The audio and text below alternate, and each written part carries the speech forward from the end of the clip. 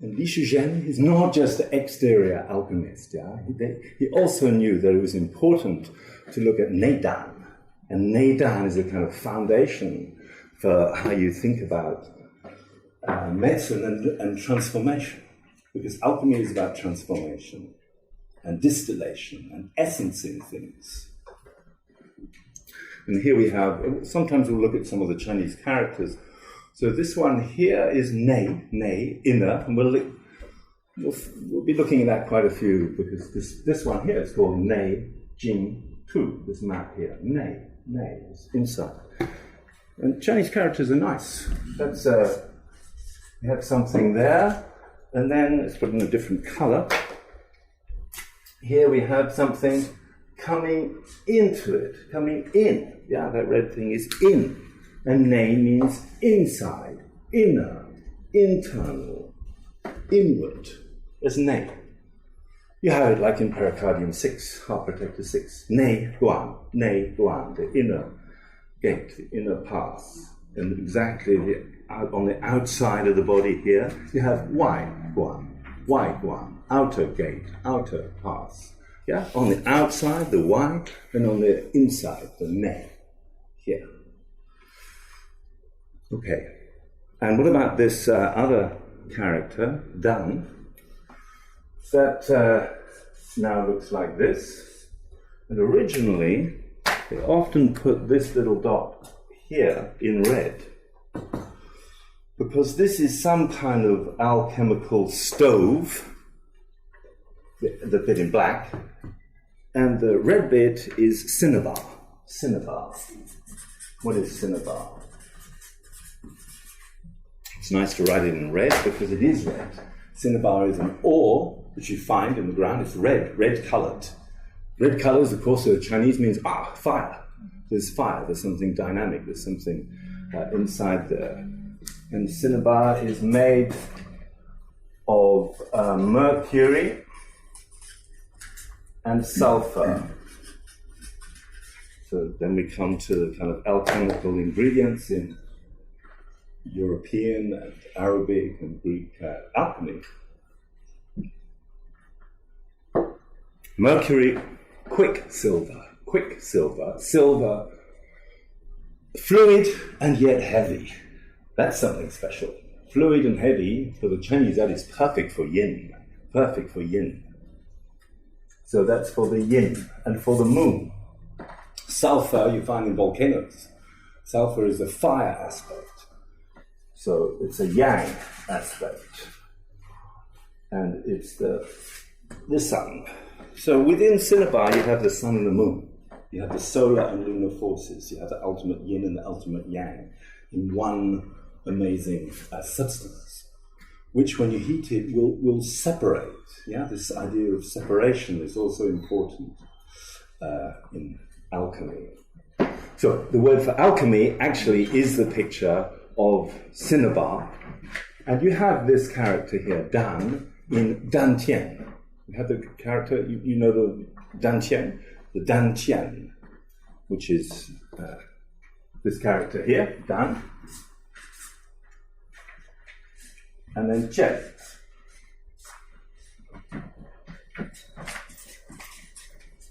Which you probably best not translate it, but if you wanted to translate it, it would be the Cinnabar field, or the elixir field.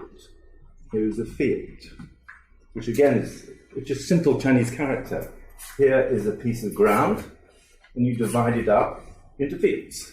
That makes Qian, a field. So it's a field, and we'll be seeing over this weekend that we have 3 of these fields. One you probably know already, below the navel. One usually put in the area of the heart, and one between the eyes up here. So 3 different levels. 3 different levels on the mountain. One in the high mountains, one in the center here, and one below here. This very important one, which is where the woman will grow the child.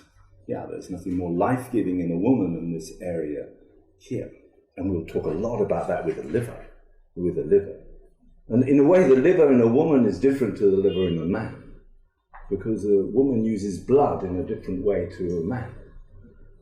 And this ability of the woman to store and release blood in the menstrual cycle, obviously guys don't have that. So there's a major difference. No, there's a major difference. And it's very interesting with the liver, that we will see major differences. The sexual differences between a man and a woman are because of the liver, and because of the liver's ability to store and release blood. Yeah, but we'll definitely come to that. Okay, Neidan, inner alchemy. That's our subject, the inner alchemy. The external alchemy was looking at all the fantastic things which are outside. Hot, spicy things or cool things. Cucumbers and chilies are just completely at different ends of the scale. Something dry and something wet and soggy is different. But we have all of those things in ourselves. And that's what inner alchemy has to say. That yes, we live in the world and we interact with the world. But we are a mini world. We are a mini world. And that's why we have these two pictures which try to show the nature of our inner world, Or to put it here, this is a picture, two of the Neidan, the inner streams, and sometimes called the inner landscape. We'll look at the characters in a minute. So it says that we have everything in ourselves. We have everything in ourselves. We have a place where fire is produced. We have a place where water is produced. We have the lungs as the upper source of water, the kidneys the lower source of water. We have the fire of Ming Men. We have the fire of the heart. Yeah, we have all these things in ourselves. We don't have to look outside. Everything is within us. And that is the Neidan. The Neidan says that we are independent of the outside. And everything we want for transformation, we have. But the Neidan is a kind of way of stillness. So the Nei Qigong is different to the Wai Qigong. External Qigong, you're moving your arms around. The Nei Qigong, you don't move at all.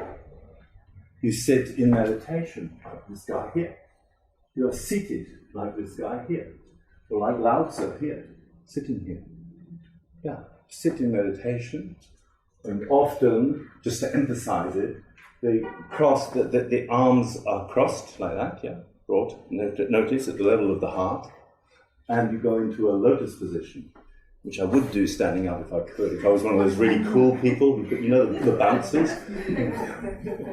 I can't do it.